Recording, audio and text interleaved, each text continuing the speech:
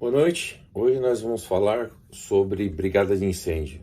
A brigada de incêndio é normatizada pela BNT 14276 e mais especificamente no estado de São Paulo, no Corpo de Bombeiros, ET 17. É a Instrução Técnica número 17 que regulamenta os requisitos mínimos para a brigada de incêndio.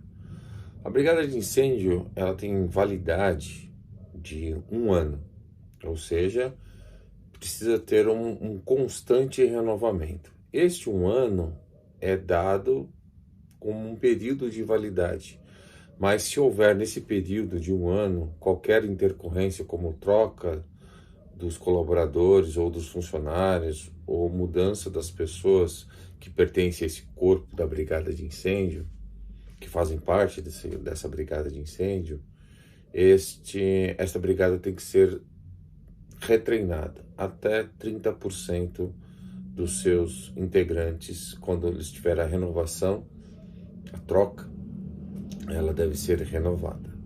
O conceito básico, não vamos nos ater aqui a detalhes, minúcias, mas vamos passar um conceito geral. O conceito de brigada de incêndio é um grupo organizado de pessoas que zelam e guardam pelo bem-estar dos ocupantes daquela edificação, do local de trabalho ou, no caso, do condomínio, mais especificamente o qual nós estamos trabalhando aqui.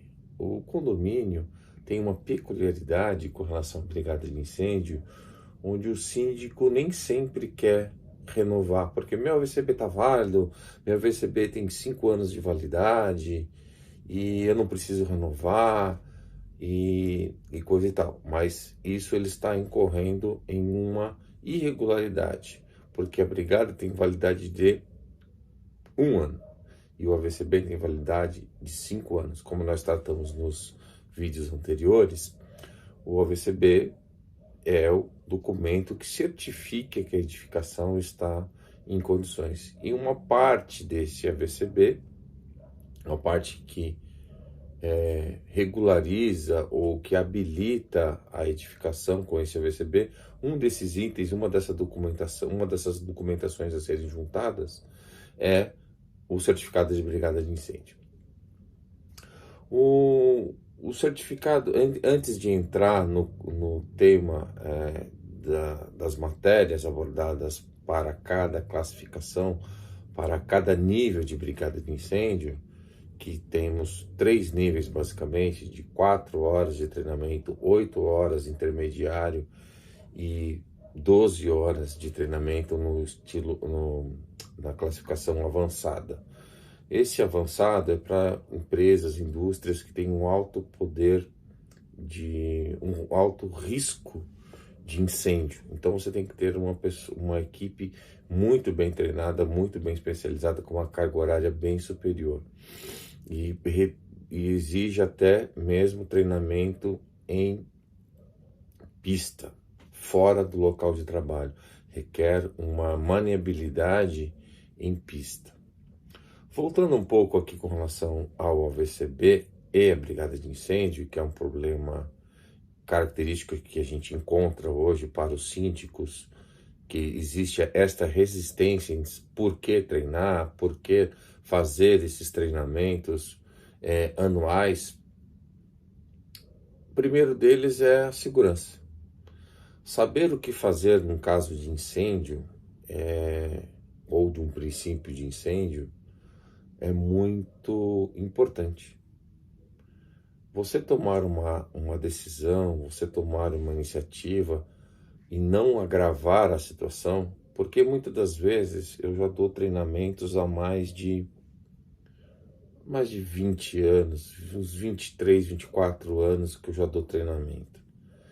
E às vezes uma coisa mais elementar de todas, a coisa mais comum de todas, eu chego num treinamento, para fazer um treinamento, para fazer bater um papo com o pessoal, orientar, instruir, passar algum conhecimento. E a primeira pergunta que eu faço nesses treinamentos, seja num condomínio, seja numa indústria, numa fábrica, no local de trabalho, no escritório.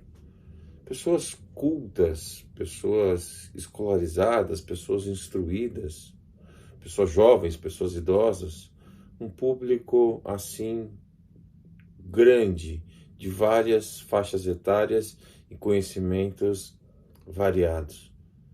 A pergunta que eu faço: qual que é o telefone do Corpo de Bombeiros? Você sabe? E às vezes vem aquela expressão de dúvida, de incerteza ou insegurança em responder. Uma coisa que deveria ser automática. Respondem 190, 192, não sabem e ficam com aquela dúvida, com aquela interrogação. Aí eu respondo, é o 93. Em quais situações se deve acionar o Corpo de Bombeiros? Nas situações mais diversas possíveis. Nós vamos ter uma aula somente sobre acionamento do Corpo de Bombeiros ou recepção do Corpo de Bombeiros no seu local de trabalho. Mas vamos hoje nos ater simplesmente aos conceitos de brigada de incêndio. Então, começa com uma pergunta simples, elementar, sobre o telefone do Corpo de Bombeiros. Às vezes as pessoas não sabem. Então, o que fica aqui para você, síndico, fica aqui para você, colaborador, prestador de serviço ou condômino, que quando você não comparece a esse treinamento oferecido pelo condomínio, pelo seu empregador, você está deixando de acrescentar um pouquinho de conhecimento para a sua vida. É um treinamento que lhe traz conhecimentos e oportunidades para você aprimorar conhecimentos que você não tinha, agregar mais valor, mais vivacidade, mais experiência no seu dia a dia com o treinamento de brigada de incêndio. Parece básico, elementar estar falando isso, mas depois que você sai de um treinamento, eu vejo na cara das pessoas uma certa satisfação em ter recebido uma informação nova ou ter respondido uma pergunta que vinha lá desde a infância, desde criança, esta dúvida, este conceito ou um paradigma errado. Os requisitos básicos de brigada de incêndio, que nós vamos abordar depois em aulas futuras ou em bate-papos futuros, ele consiste de você escolher a pessoa com melhor aptidão. Porque você tem pessoas que têm características comunicativas, características de execução, características de conhecimento do local de trabalho ou do condomínio que podem atuar. Lembra que eu falei lá no começo que era um grupo organizado de pessoas? Então esse grupo organizado de pessoas, ele pode ter diversas funções. Então um pode cuidar de desligar a energia, desligar o gás, acionar o corpo de bombeiros, pessoal de portaria, receber as guarnições do Corpo de Bombeiros quando ocorrer o sinistro dentro da edificação. A item número 17 do Corpo de Bombeiros, do Decreto 63.911, ela pede alguns requisitos básicos para o brigadista. Boa saúde, conhecimentos para ler e escrever, são conhecimentos básicos, interessantes, mas isso não impede que o cara seja um brigadista, tá ok? Com a simbologia gráfica, com a experiência, é possível que ele se torne um bom brigadista executor. Mas os requisitos mínimos são boa saúde e saber ler e escrever para que é o mínimo de instrução que possa ter para poder desenvolver melhor o trabalho. Mas lembrando que isso não impede. Isto posto, o problema que o síndico ou que o empregador enfrenta é a colaboração, é o comprometimento, as exigências de cumprir a quantidade mínima de um colaborador, de um condômino por andar. Não é por unidade, por apartamento. No mínimo um por andar. Então veja, um prédio de 24 andares, ocupados por apartamentos, por unidades, seja com 4, com 6, com 8 apartamentos, se pede um morador por andar. E isso quase nunca é atingido. Culpa do síndico? Culpa da instrução? Culpa da norma? Não façam os senhores a minha culpa, que não querem descer no final de semana, que não querem descer para receber essa instrução, e muitas das vezes moram num condomínio 4, 5, 8, 10 anos e não sabe onde desliga o gás, aonde desliga a energia do seu apartamento, por onde que ele tem que descer em caso de incêndio, se a porta corta-fogo está funcionando, se a bomba de incêndio ele atende, aonde está o hidrante. Hoje nos prédios novos, os hidrantes são enclausurados. Enclausurados que eu digo, às vezes recebe uma forração, um móvel, uma parede, e às vezes a placa é arrancada, é trocada, ou você entra e sai do seu apartamento e nem sabe onde fica o aparelho de hidrante, os extintores. Para que servem os extintores? Que tipo de extintor para qual tipo de incêndio?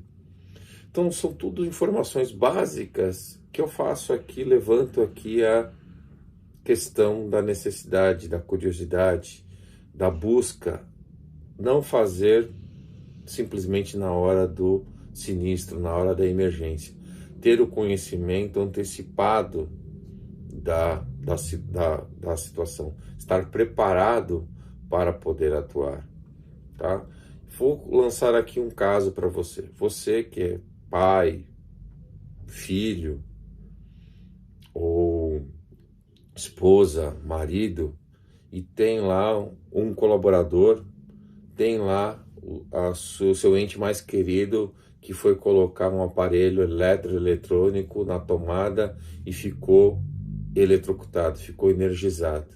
Você saberia dizer onde você desliga rapidamente esta energia? Porque se você encostar nesta pessoa, você pode ficar energizado também. Tá? Tem vídeos na internet onde as pessoas ficam energizadas e tem aquele ataque, aquele tônus muscular produzido pela corrente elétrica passando no seu corpo, te trava, te paralisa e leva ao óbito pela parada cardiorrespiratória. Então eu pergunto a você, você saberia desligar a energia da sua casa se algum filho, esposa, marido ficasse grudado na energia, ficasse preso, energizado? Porque se você encostar nele, você vai ficar junto também, tá? Então fica aqui somente um tema, uma lembrança, um questionamento para que você participe da brigada de incêndio. Depois nós vamos estudar mais aprofundadamente, item a item, do que é abordado nesta brigada de incêndio, os conceitos básicos, as noções de primeiros socorros, as classificações de incêndio, quais os tipos de incêndio, como combater esses incêndios, esses princípios de incêndio e tudo mais. Mas isso fica para uma outra oportunidade, para um outro encontro nosso. Muito obrigado, tenha um bom dia, uma boa noite.